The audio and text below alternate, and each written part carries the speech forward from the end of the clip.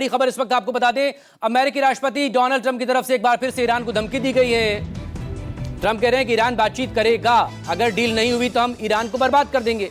आज America Iran cease fire का आखिरी दिन है और वो कह रहे हैं कि ये डेडलाइन अब सीज फायर की तारीखें आगे बढ़ेगी नहीं और डील इसी में यहां पर तय होनी है।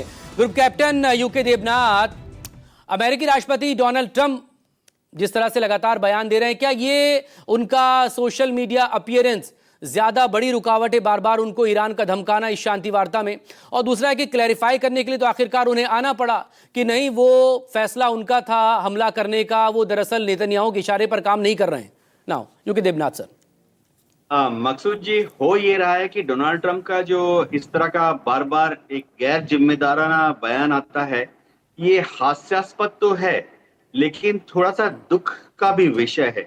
दुख का विषय ये है कि हर बार जब वो इस तरह का बयान दे देते हैं, वो ईरान के इस रिजॉल्व को और ज्यादा मजबूत कर देते हैं कि ईरान या तो बातचीत नहीं करेगा और अगर बातचीत करेगा तो भी एक हार्ड लाइन रुख अख्तियार करेगा। किसी भी इंटरनेशनल मुद्दे को डिस्कस करने के पहले दो तीन चीजें बहुत जरूरी हैं। उभय पक्ष एक दूसरे को क्रिटिसाइज नहीं करना चाहिए, नहीं करते हैं। उभय पक्ष एक दूसरे की थोड़ी बहुत तारीफ कर सकते हैं, करते हैं। सबसे बड़ी बात है, उभय पक्ष ऐसे न्यूट्रल बयान कम से कम दे देते हैं कि हम बातचीत की तरफ बहुत आशावादी हैं, हम बहुत उत्सुक हैं कि बातचीत सफल हो जाए। लेकिन डोनाल्ड ट्रंप के इस बयान से आप यकीन मानिए कि अगर ईरान का डेलीगेशन अभी तैयार भी हो रहा था कि भाई कॉन्वॉय तेहरान एयरपोर्ट की तरफ बढ़ाएं, वो बोलेंगे भाई कॉन्वॉय को वापस ले जाओ, फिर से गेस्ट हाउस वापस चलते हैं।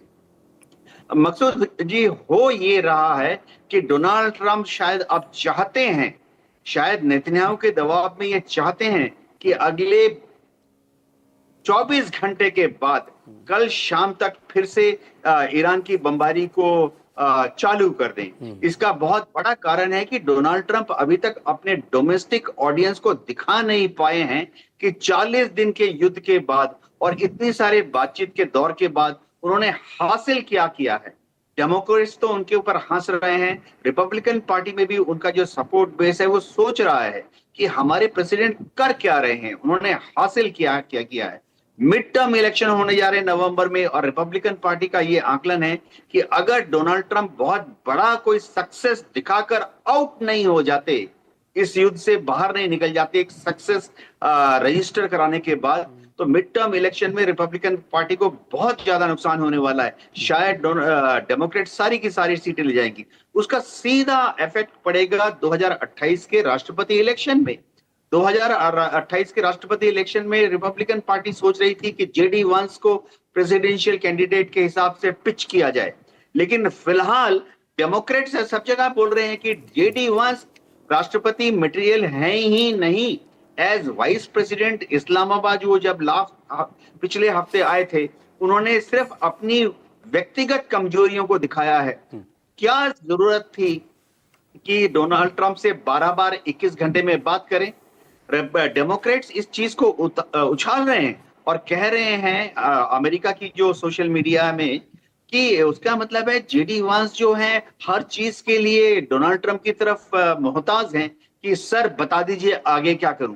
तो जेडी वांस का तो पॉलिटिकल करियर मुझे खत्म होता नजर आ रहा है और 2028 में जो राष्ट्रपति बनने की चांसेस रिपब्लिकन पार्टी की थी वो भी मुझे धूमिल नजर आ रही है।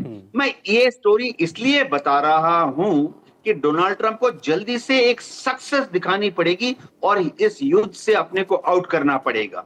जी, तो एक फेस सेविंग एग्जिट चाह रहे हैं ट्रंप, लेकिन